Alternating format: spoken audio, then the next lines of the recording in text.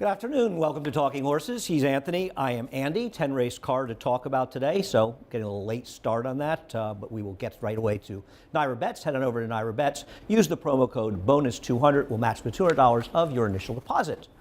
Head on over to NYRA Bets. What else do we have? I believe we have a middle pick 4, which I'm thinking is in race number 4 today. 4 on the 10 race card. Thank you. So we've got 3, race 2, 4, and 7 for pick 4s. Of course, pick 5 races 5 and 6 today. Pick 6 in race number 5, 10 race card. We have a money back guarantee, the Essex Handicap, a fun race at Oaklawn. You get $20 back if your bet back if your horse runs second or third. Seems like a fun competitive race. Race will be showing on America's Day at the Races. We have the cross country pick 5. Aqueduct 8th and 9th, interspersed with the 2 stakes, the Whitmore and the Essex at Oaklawn Park. And people are wondering about the Relido Park Race 5. It's a race named for our friend Liz Bracken, who worked for us for many years in simulcasting and unfortunately passed away from cancer way too early. And it's a race named for her with a scholarship attached to it that NYRA's attached to. That's race 5. I'm guessing you smoked out the 2 horse in there, Anthony. Guessing you got that I one. didn't single. Really? Really? I used the maiden on the outside who had some... He looked pretty good to me, but maybe I didn't do as deep a dive as you did on it.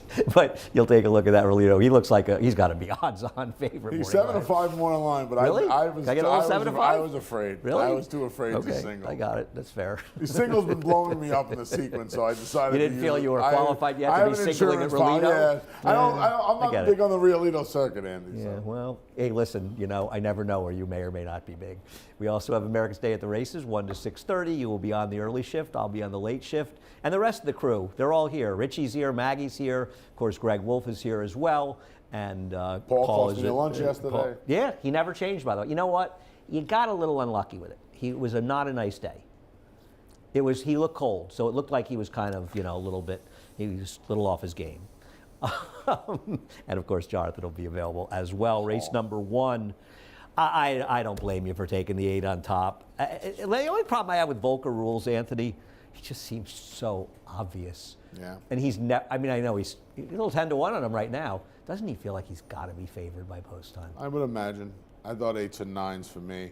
I actually started the early pick 5 ticket, which will feature on America's Day at the Races 3 deep. I threw West Star in as well, but yeah, I guess he'll be favored by post time. They went from the 40 to an ambitious spot in what was a loaded maiden special weight race with Victory Money coming off the layoff, and some of the others in there there's some good intentions for the others, and now he just drops to the lowest price of his career, and he's supposed to, if he comes back to that 47 that he ran in his debut and he improves a little bit, he's supposed to be right there.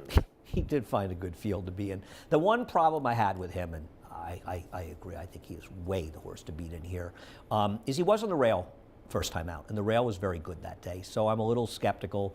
Last time out, I didn't see any kind of major excuse, but as you said, he was running in a race where he just couldn't win. As far as Sorpresso, honestly, I'm going with the connections.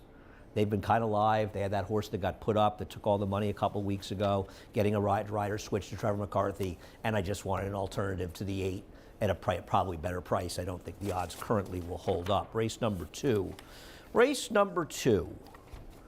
I got to tell you, you got Hart taking Got the Gold. I just don't know if this horse can run anymore, Anthony. I could say the same thing about you taking the Cobbler, but well, that's not. Nah, this was one of those races where I don't agree with you about the Cobbler. Got the Gold's getting the equipment change. And this was a drop-off Lindorf off the claim, and the horse did not do much running. He got into a little traffic. I know, it was not a lot of traffic. The line, he got into that track. It's not like that line is made up, but it's not as bad as it looks. And it's grasping at straws in a race where, we have to make picks in every race. I just did not like anybody in here. I thought, give me back my bullets. I scratched into him for second. I had the race 1-5. I scratched into him for second. I'm hoping a smidge less distance to cut back from the mile is going to help him. I know he broke his maiden going the mile. That was for Rob Atras. I think the little cutback's going to help him a little bit, and he's going to be a price. He might be the second longest shot on the board in a race where nobody is trustworthy. I'm hoping maybe Joey Martinez has him forward, and I'm hoping maybe the cutback helps him, and it'll be 6-7-1. I'm going to use 2s and 3s here. I disagree with you about the cobbler. I mean, they lost the Ryer at the start last time out. The time before that, he was dueling at a fast pace with Overstep, who looks like he could be heading towards stake races.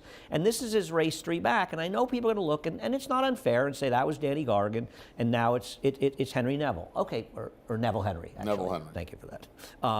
Having said that, when is he at? I mean, did he really run that badly 2 races back? I mean, what chance did he have going a mile with those horses? I got to give this horse another chance in this spot after losing the rider. I just thought he was dangerous. And I know, listen, Jet Speed, he may be completely done. I don't disagree, but he did put him in too tough a spot off the claim. And I thought dropping back down. Yeah, I mean, he was tough. He was in a tough spot last time. And he comes back in 2 weeks, back for the level he was claimed for.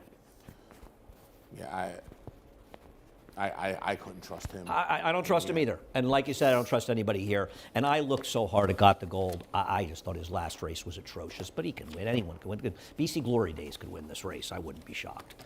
Race number 3, I guess, Hot Fudge. Now this is, is Linda in the second? Or she scratched on the second because she wanted to have a chance to break the record in this race, right? Or tie the record, right? 7 straight. So his last race, she was good. These are better horses, though, aren't they? Yeah, a little bit.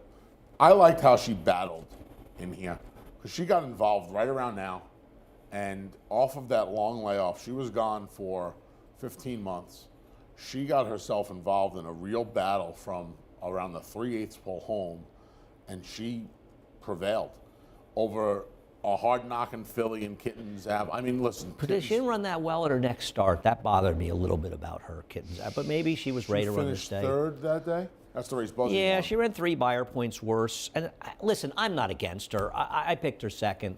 I think both of Linda's horses can win here. Are you going to be shocked when Customer Experience off the claim wins? And third. No. And a lot of people are looking, and maybe they see Jose Lezcano on the 2 and Weas on the. She's been using Weas on live horses. Races, I don't think it's a negative. She's won a handful of races with Weas too. So. Majority partner he rode. Yeah. I hear you. As you know, I've been a Hot Fudge fan. I just didn't want to take the horse to favorite in here. I've given, maybe I'm just being pig-headed. We'll look at Unsolved Mystery and Lilu running 1-2 or 2-3 last time behind Let Her Inspire You, who showed up last time. I just want to give her another chance to stalk from the outside. I don't think she ran great, but I don't think she ran badly in here. She has improved in the dirt, and I'm just going to give her another chance. I don't think she's going to be 3-1. I think she's going to get a little lost in the shuffle here. I agree. I don't think she'll be that short. I don't think she'll be that short. I think with the run Linda's on, Customer Experience will take more money. They always bet Lilu. I think she'll get. Do you think I just don't know what to do with her because she's not reliable. She's not reliable. I would imagine Hey Mama Luke's going to be blasting off from the rail. She's not going to be in front in this race. No, she's not going to be in front in this race. So she's compromised a bit. She couldn't be in front last time. She's not going to be in front here in all likelihood. So I can't rely on that, and I don't love her, but I think she has races that are fast enough to compete, and I thought she'd be a better price. Lilu's fine. I just wanted her a slightly better price. And the problem is, I worry about horses like Hot Fudge.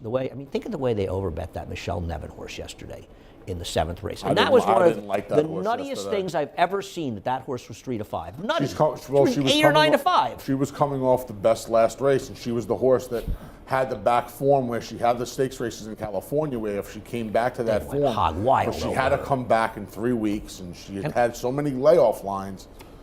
And it was a tougher field. I worry a horse like Hot Fudge could end up being 6-5 or even money in this race, and I think you'll agree if she ends up that short. Well, the 2 Lindas, it's almost like when there's 2 guys on the same team that split the votes for like an award. That Customer Experience has back races that make her better than anything in here. Yeah, I think the 2 is going to be a little overbet, but like I said, she can win. I'm not. Race number 4, big scratch, obviously. Loose Goose coming out. It was going to be a very short price. We both land on Cumberland Blues. I was trying against Loose Goose anyway. I'm always going to pick against those Todd horses coming in, dropping down, trying for the. And she had already run here. He had already run here, Loose Goose. Yeah, Cumberland Blues. Now the problem now is you were going to get 7-2 on Cumberland Blues, and now Cumberland Blues is going to be a fraction of the 7-2. Cumberland Blues might be 9-5 now. Might be. Can we show the Cumberland Blues last race, Well, please? David had made the line pretty even behind Loose Goose, right? Cumberland Blues was 9-2. Cheeky Tico was 6-1. Ghostly Prince was 8-1. French Borough was 5-1. So I think there was some hope But what at price? 7-2. What price was the? Oh, you would have gotten every bit of 7-2 with the other horse. Now it's 4-5, so now it's 9-5, 2-1. Right. I don't even think you'll get 2-1 Yeah, this horse. that's what I mean. So, And it's first time Linda. and And he's supposed to control in here, right? I agree, and I thought he ran extremely well in here. I mean, I bet the winner got lucky, to be honest with you. I thought he ran a winning race there. He was involved in the pace. The pace basically fell apart behind him, and he held on. I thought he ran the best race he's ever run by far last time. And now he's the main speed. And listen, Matty Oliver rode this horse fine last time, but I don't think anyone's going to say you're not better off with Jose Lezcano. And I don't want to, I'm not trying to be mean, but I mean, it's a fact. He's a more accomplished rider, though I don't think he could ride this horse. She got a right ride last time and just got unlucky to lose last time. I agree. And French Borough's kind of the other horse in here, and I guess he's okay. I mean, he can certainly win. I don't like the horse that beat. I thought he's been running against bad fields out of town. Now He's not running against a bunch of killers in this race. No, but these are not. He's not.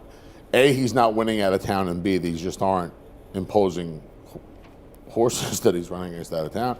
Lone Wind came on the grass at Kentucky Downs. We know how I feel about that. I mean, I have him second, like you do, but that's more of a. It's an indictment of the others in the race, especially with the 7 coming out. Race number 5 kicks off the pick 6, no carryover. Anthony, we saw it a little differently. I thought it was a 2-horse race between the 4 and 7. We'll take a look at your pick, Run Devil, coming back on to win. And Run Devil was very lucky to win last time because Timed Out was off a layoff, and Timed Out got completely left in this race. But still, ran well, and I guess he's kind of the horse to beat. I just hate taking these horses off wins in conditional claiming races. Yeah, I don't ordinarily like it either, but I think the blinkers kind of help. Yeah, Timed Out kind of came back to her as opposed to Run Devil going back to get her. But it was the best fig she'd run in a very long time, 3 years almost. She's in good form. She's in good form. She's really raced herself into form. Blair Golan has the string here for George Weaver in the winter, the New York assistant year-round, and she's done a good job getting this horse back from a very lengthy layoff.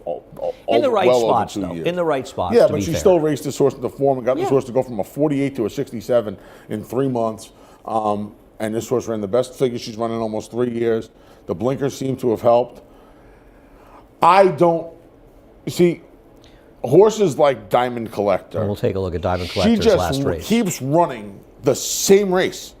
For 50, now the A other ends both A other ends seem to be a little overhead. But One isn't at she Monmouth in the running summer. against so much better, She has Anthony? been, but she runs the same race. I know. Believe me, I don't love her, and she's got 5 seconds and 11 starts. So I'd rather But- try a horse like Save Grace, who's a little bit of a, she ran into the Dancing Awful Sophia. last time. She was awful, Come but on. she was off the November layoff, and 4 to she was 5 trying is the mile for the terrible. first time.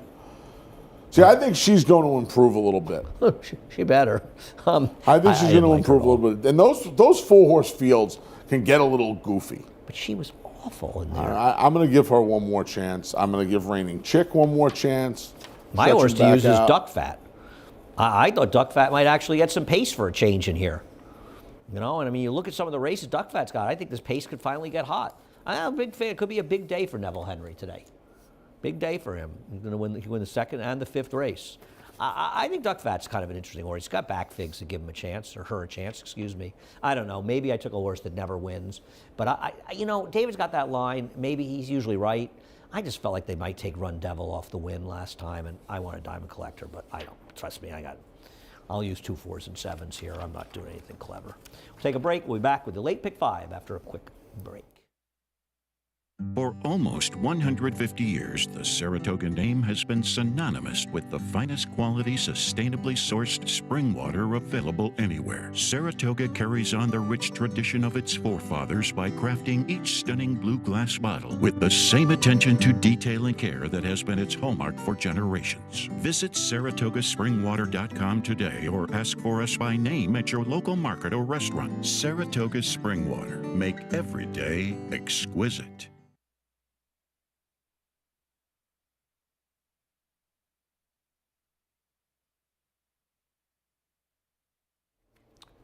Welcome back to Talking Horses. Anthony and Andy. Ichiban, we both picked the same horse. This horse was a vet scratch last week. Whether or not there was an issue, I'm not concerned about that. Why did you like this horse? Does this count as second time Linda? No, right? Second time starter for Linda, yes. Trips up from Fairgrounds, gets an extra furlong. Source did not break first time. It wasn't a terrible break. Source just didn't get out of there that cleanly. It was from the outside draw. Now the rail. I don't love that, but I'm hoping that a little bit of improvement. Now it's Linda. Now it's State Breds. Obviously, it's a big improvement barn-wise. And I just think this horse is going to improve. It looked to me like a ride to get ready to come to New York to win a New York State bred maiden race. That's the way I looked at the race. So I'm going to take this horse. I liked her in a tougher field last week. She didn't get to play. You've got Clover Street, who's sort of the logical horse, coming out of the same race with Northway. I don't love this race, period. But I guess if you had to put a gun to my head, Clover Street's kind of logical horse, but just didn't do a lot for me. Why is she necessarily any better than Dream of Kara's last race, who gets Lasix for the first time? I don't know. I thought Clover Street off the break. She had a little 2-month break. Kind of should have won this race, shouldn't she have? I don't know. I'm not going to hold the Stallion Series race in the mud against her. She didn't run particularly well first time in the sloppy track. Thought she was okay behind Highway Harmony and Vax. She's been okay. I'm not got her third. I just didn't do a lot for me. Now the Dream of Kara's last race was actually pretty good, running against Cairo Sugar. So I thought she was a little interesting. You have the 3 Crystal Air. Yeah, this horse was training well for the debut and started running past some horses. Now Monroe did not come back to run particularly well, but when Monroe stretched out from 6 to a mile. He was in a tougher field in this race. Yep. I thought this horse ran well. I thought a little more distance. She's a keen ice. I thought the race under her belt's going to help. She'll be a little bit of a price in a race where I'm not thrilled with Northway. I'm not thrilled with Dreaming of Kara. Clover Street really kind of is what she is. I thought at a price, I thought she was a little interesting today. Yeah, no, the connections will keep the price higher. Right. I don't disagree. She broke about a length slow. She had a pretty good trip after that, but I agree. She found her stride kind of late. Probably a little more distance, probably not going to be bad for her. I don't disagree. Race number 7. Race number 7, I think we also land the same horse in this race, and we'll take a look at the replay from Finger Lakes of the Revenger, and I'll let you talk. This is 3 races back when the Revenger finished second at Finger Lakes. Why do you like this one? Yeah, Kendrick going to climb aboard. This horse going to drop to our bottom. Ran into Overstep, ran into Whittington Park. I mean, this horse is getting a ton of class relief, and you're looking at a field of horses that are not getting anywhere near that class relief. Well, except Swift Tap. Except Swift Tap, but Swift Tap's not races, quite as much. But. Yeah. Well, he can win. You don't like him at all? I don't. Think he's just finished? Those 2 races, and this happens sometimes. And Michelle Nevin is Michelle Nevin. I mean, Michelle's one of our top trainers. But sometimes these horses leave barns like Rob Actress, and they're just done. Yeah, I mean, that's what he looks like to me.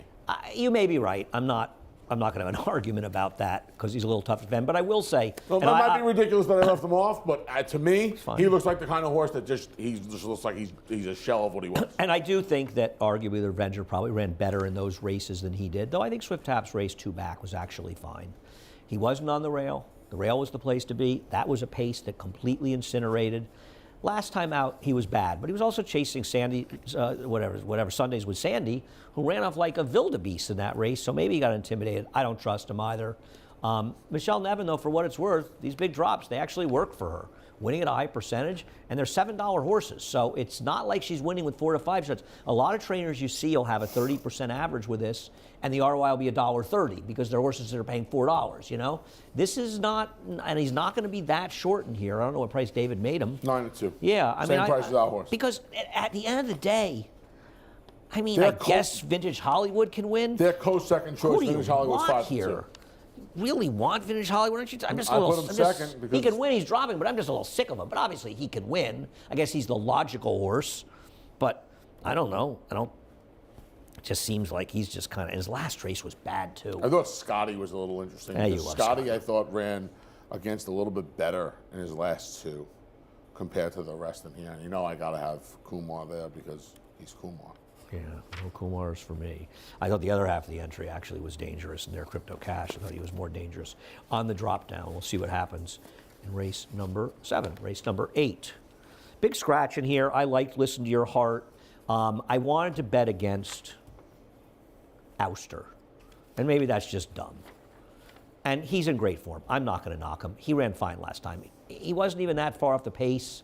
He's good. He's got in good form. He'll probably win at 3 to 5. Do you really want him at 3? I mean, what price is he going to be, especially with a 3 scratched? He's not going to be even money, is he? And it's not like it's Zog is have the entry, has no chance. I mean, I don't think he's really taking much money because they're betting this horse. But it's not like Full Moon Fever would be 20 to 1 in here. He'd no, be he might be the second or third choice. I mean, right? I mean, yeah. No. I mean, do I want? I mean, I never want really anybody. I mean, I don't want a New York bred 2 other than at 3 to 5. No. But I mean, if I do, if I did, it would be him. And the truth of Ouster, is that his early races were good. He had excuses in those races, so this isn't some sort of out of the blue improvement. No, it's distance with him too. I mean, he's a kind of horse. He just needs some distance. But also, even his turf race, his last dirt race at 6.5 furlongs, he would have got an 80 buyer in there if he hadn't gotten a lousy trip. So it's not like maybe he's just improved, and maybe he's improved with distance, as you said. He's in good form. Sundays with Sandy, I switched it. I had picked the race 3-1A2. I just didn't want to have the 1A on top at a super short price. Not that I have anything against him. I just didn't want him at a short price. And I got to say one thing about this horse. They got to just put him on the engine. If he goes in the engine and blows, so be it. But just go with him. And with the 3 scratched, I mean, he's got plenty. He's pretty loose. He is loose. Right. He is loose. And, I mean, this race, I don't know where the heck it came. Well, we talked about it beforehand, like where did that 86 come from 4 back? Well, it came At least from that was a just sealed track. Just being aggressive. This horse just, I mean, he ran last time. This could turn out to be what looks like a good claim that blows up on him, or this could be a very good claim for Jamie Begg because this horse ran last time. He could get quick dividends here because he's got the run of the race. Nowhere in the top 4? I guess I should have made some adjustments, but I'll tell you what, he's got to do it off Rudy. Good luck to him. I'll tip my cap to him. Well, Rudy's not exactly setting the world on fire these days. He's still Rudy. I know, but he's been winning at 10%, so I'm not going to, it's not, we'll see. I think it's amazing he's dangerous. how 10% trainers get treated. I'm just saying that he's winning at 10%. This is a trainer that's won over 20% for a long time. Race number 9, Downtown Mischief. We'll take a look at Downtown Mischief's race last time, and I guess she moves up with Midtown Lights winning yesterday. I mean, you can't knock it. Midtown Lights came back and I think legitimized it. I didn't look at the fig. I don't know what it came up, but they did beat the rest of the field pretty easily, and maybe the model horse was best, but she still ran a good race, even if you think she was second best. And I think it legitimizes this race. And they're going to say running against Open Company. I mean, does it really matter? No. The horse she has to beat not Indiana against, not against these horses. Right. I don't think.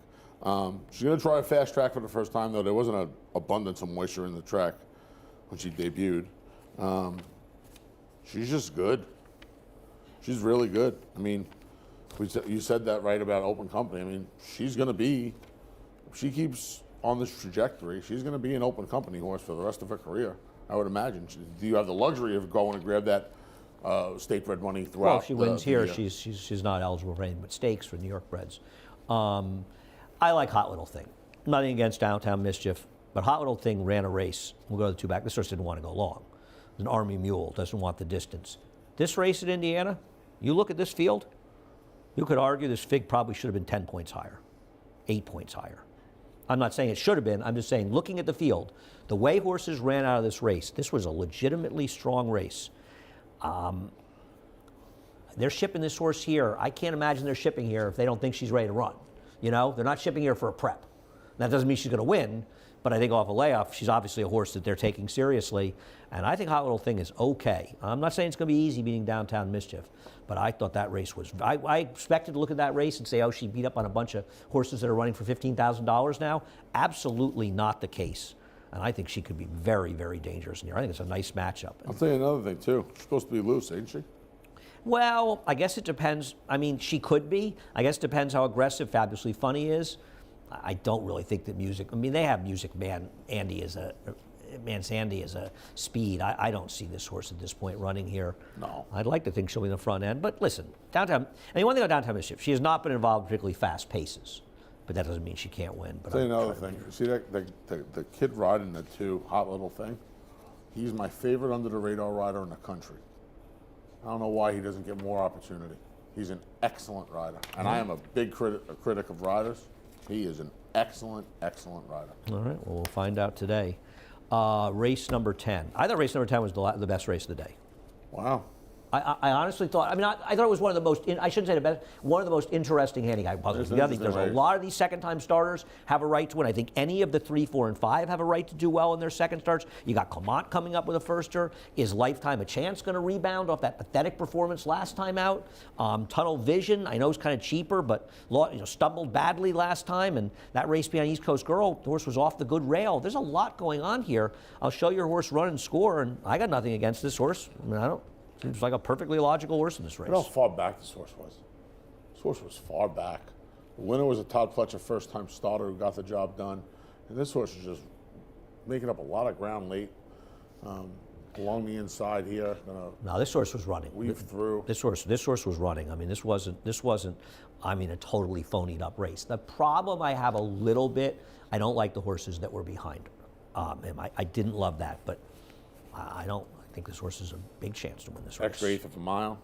Yeah, comes back in 2 weeks, but I'm gonna side with this one today. No problem. I think Mudville 9 could improve. I like that Art of Courage for the second-time stars. I think that last race is a little bit better than it looks. I thought On the Ledge, who finished second, actually ran okay in that tough last race yesterday.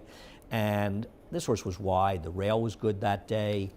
I thought this horse had a bit of a trip. It felt like the race was a little better than it looks, and could just be a little bit better than that. Thought was dangerous.